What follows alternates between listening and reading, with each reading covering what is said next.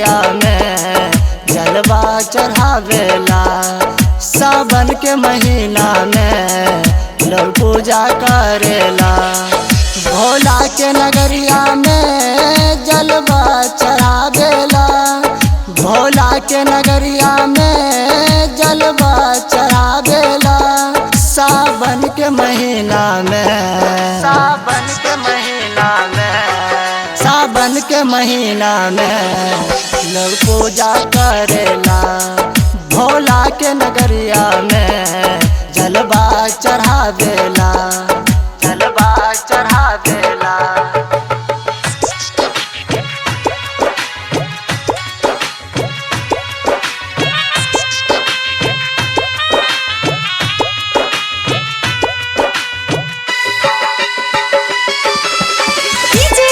मनीष रक्सौल, मनीष रक्सौल,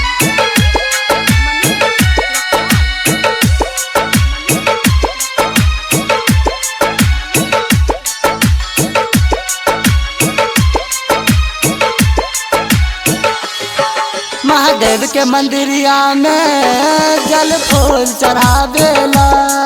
महादेव के मंदिरिया में जल फूल चढ़ावेला।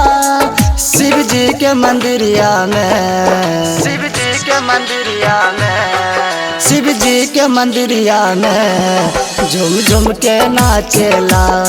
शिव जी के मंदिरिया में झूम झूम के नाचेला। भोले के नगरिया में जलवा चढ़ावेला, जलवा चढ़ावेला, जलवा चढ़ावेला।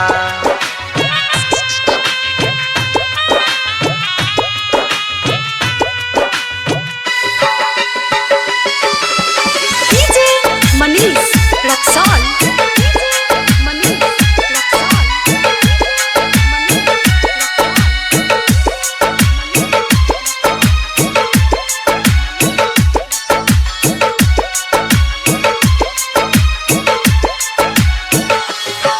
दिन करबो जैते हो भोले के नगरिया में।